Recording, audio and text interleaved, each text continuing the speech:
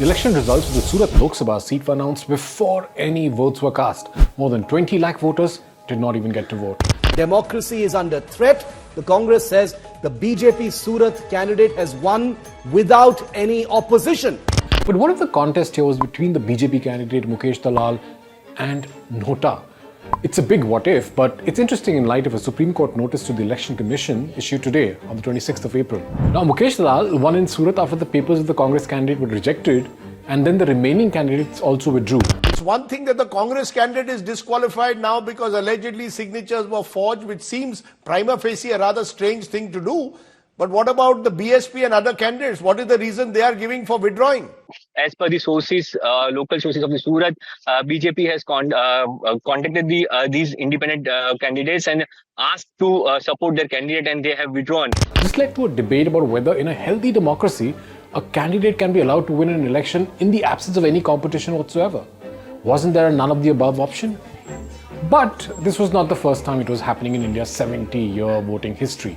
35 candidates have won Lok Sabha seats unopposed. The most recent being Akhilesh Yadav's wife Dimple Yadav in 2012. She won from the Kannauj constituency after other candidates pulled out of the race. Interestingly, NOTA wasn't an option back in 2012. It only became available in September 2013 after a landmark Supreme Court verdict. Now imagine if Mukesh Dalal had lost to NOTA in 2024. Would he have lost the election? Well, not really. He would have still become a member of parliament because if NOTA gets the most votes, the runner-up wins the seat. I'm Manish Adhikari and you're watching First Things Fast. The Supreme Court on Friday issued a notice to the Election Commission on a public interest litigation seeking re-poll in seats where majority of votes polled are none of the above. A bench headed by Chief Justice of India D.Y. Chandrachud said, "This is about the electoral process also. Let us see what the Election Commission has to say." So today we are diving into the significant role of NOTA, none of the above, in Indian elections and a recent controversy in Surat, where the election outcome has sparked a wider debate on electoral reforms. But what is NOTA and why was it introduced in Indian elections in the first place? NOTA, or none of the above, is an option on the electronic voting machines in India, allowing voters to reject all candidates on the ballot.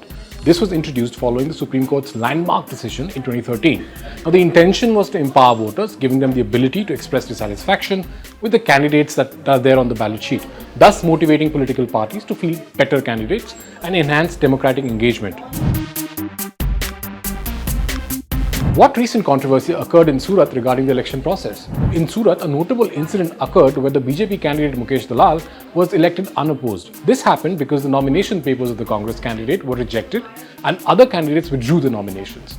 This situation left voters with no choice but to accept the unopposed candidate, raising questions about the fairness and inclusivity of the electoral process. Why has a PIL been filed regarding NOTA and what does it seek to achieve? A PIL was filed by Shiv Khera, a motivational speaker and author, seeking significant reforms in how NOTA is treated in elections. The PIL argues for rules that would bar candidates who receive fewer votes than NOTA from contesting elections for 5 years, enhance the reporting and awareness of NOTA, and insists on elections even if there's only one candidate, giving voters the option to choose NOTA. How does the Supreme Court's involvement signify the importance of this issue?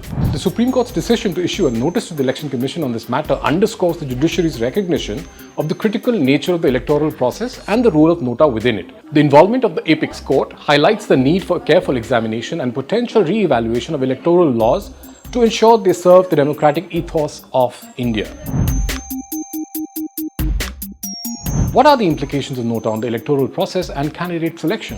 NOTA's presence in elections serves as a potent tool for voters to express their discontent with the available candidates. It puts pressure on political parties to improve their candidate selection to avoid the embarrassment of losing to none of the above. The role of NOTA in Indian elections is more than symbolic. It's a critical instrument for voter expression and political accountability. The recent development in Surat and the ongoing legal discussions signal a possible shift in how electoral integrity and voter satisfaction are approached in India. Stay tuned as we continue to follow this developing story, and don't forget to engage with the electoral process.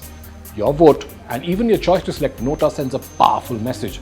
Thank you for watching, and please leave your thoughts and questions in the comments below.